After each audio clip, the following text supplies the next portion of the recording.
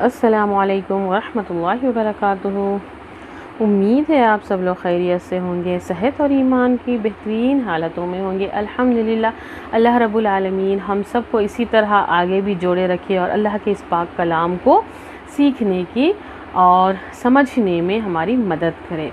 तो चलिए आज की क्लास में हम मखारिज के बयान में आज हम देखेंगे अशफ़तान को। इससे पहले वीडियोस अगर आप नहीं देखें तो उसको देखें ताकि आपको समझ में आ जाए कि अल-जौफ़, अल-लिसान और फिर हम लोग पढ़ चुके अल हलक़, तो इसको आप ज़रूर देखें। और फिर आज होता है अशफ़तान, यानी कि दोनों होठों को अशफ़तान कहते हैं। इनसे हरूफ 4 हरूफ अदा होते हैं, फ़ा, बा, मीम और वाव।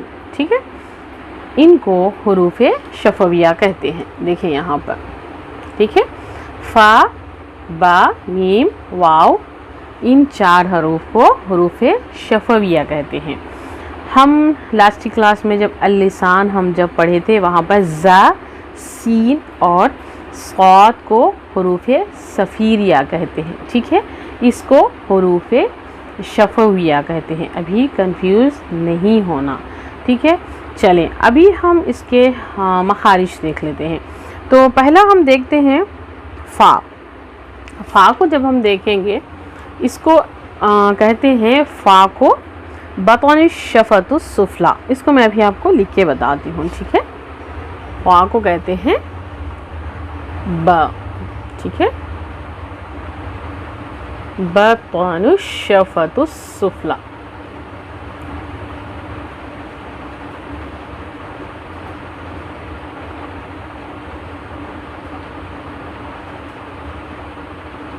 सुफ़ला, ठीक है, बतनुश शफ़तुस सुफ़ला यानी कि निचले होठों का पेट। हम अभी होंठ भी ड्रा कर लेंगे,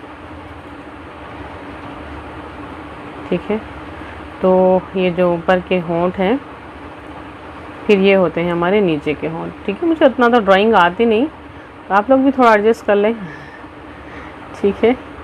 चलें, तो ये जो ऊपर वाले जो दांत होते हैं ना, वो आकर क्या हो गए, ये जो ऊपर के जो हमारे दांत होते हैं वो आकर यहाँ नीचे के होंठ को लगते हैं, ठीक है। नीचे के होंठ को जब लगते हैं तो फ़ा अदा होता है। ऊपर वाले दांत, चलें फिर दोबारा से बताऊं, ऊपर वाले जो दांत होते हैं सनाया उलिया, यानी कि जो 4 दांत होते हैं ऊपर के, 2 दांतों को सना कहते हैं, ये दोनों को रुबाई कहते हैं। ये 4 दांत आकर नीचे के होंठों के जो मोटा हिस्सा यानी कि पेट वाला हिस्सा होता है ना, वहाँ लगते हैं, ठीक है। यहाँ मोटे हिस्से पर, होंठ के नीचे के मोटे हिस्से पर, पेट वाले हिस्से पर लगते हैं, ठीक है। फ़ा जब हमारा अदा होता है, फ़ा आप लोग कह के देखें, फ़ा बतनुश शफ़तुस सुफ़ला कहते हैं और फ़ा अदा होता है, ठीक है। फिर नेक्स्ट हम आएंगे 16वें मखरज की तरफ। वैसे फ़ा इसकी बहुत ही आसानी है, इसकी अदायगी बहुत आसानी होती है ना, इसकी कोई मुश्किल नहीं है। अब आप ड्रॉ देखकर ये ना समझें कि ये कुछ बहुत बड़ी बात है, नहीं, ये बहुत ही आसान चीज़ है। आप कह के देखें तभी आपको समझ में आ जाएगा। फिर ये जो क्या है, ये होंठ के गीले हिस्से से, होंठ के जो गीला हिस्सा होता है ना, जो वहाँ पर ऊपर के दांत आकर लगते हैं, यानी कि दांतों का जो सरा होता है वो आकर नीचे के इस होंठ के इस हिस्से पर लगता है, तो फ़ा अदा होता है। अब हम देखेंगे हुरूफ़े, हाँ देखिए फ़ा के बाद आ गया बा। हुरूफ़ बा क्या है, ये होंठों के गीले हिस्सा आपस में जब सख्ती से मिले तो हरफ बा अता होता है। जो ऊपर का और नीचे के जो 2 होंठ होते हैं ना, होंठों का, अच्छा मैं आपको यहाँ लिख दूंगी अभी,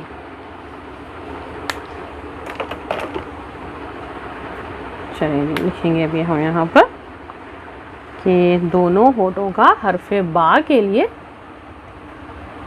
दोनों होंठों, ठीक है, उम्मीद है आपको दिखाई दे रहा होगा, दोनों होंठों का गीला हिस्सा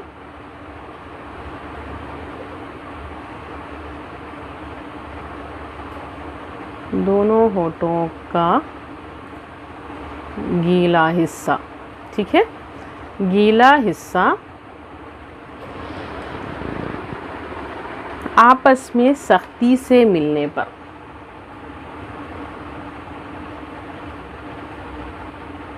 आपस में सख्ती से मिलने पर हरफ़े बा अदा होता है। ठीक है, मिलने पर हरफ़े बा अदा होता है।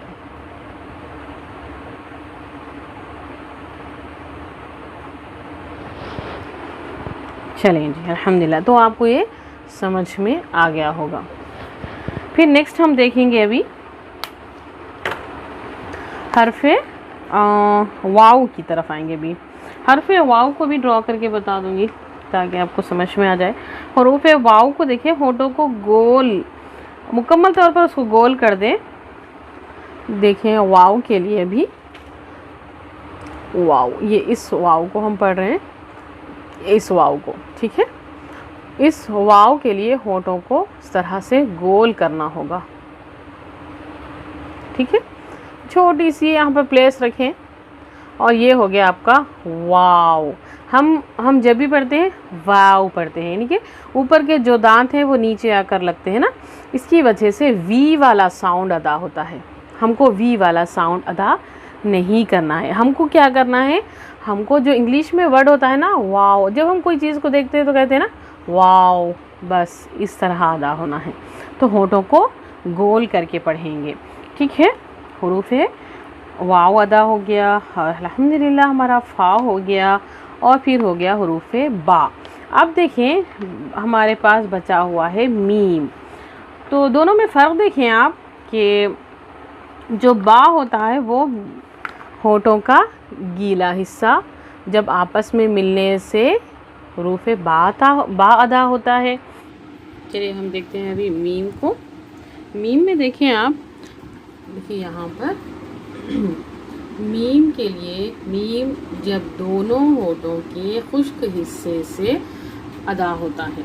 मीम दोनों होठों के खुश्क हिस्सा जब आपस में नरमी से मिले तो हरफ़े मीम अदा होता है। हमने हुरूफ़े बा में देखे थे, हुरूफ़े बा में क्या हुआ था कि दोनों होठ सख्ती से मिलते हैं और गीले हिस्से पर मिलते हैं। ठीक है, और हुरूफ़े मीम में खुश्क हिस्से पर मिलते हैं और आपस में नरमी से मिलते हैं, तो हरफ़े मीम अदा होता है। ठीक है, चले हम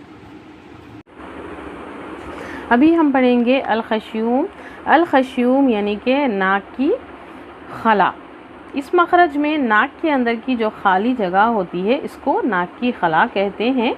इसमें गुन्ना की अदायगी होती है। गुन्ना यानी कि इसको हम कहते हैं, गुन्ने का मतलब देख लें। अभी आपको मैं यहाँ पर राइट डाउन करूँ कि हुर्फ की आवाज़ को नाक की खला से गुजार कर बाहर निकालना। ठीक है, हर्फ की आवाज़ को नाक के खला से गुजार कर बाहर निकालना, ये गुन्ना कहलाता है।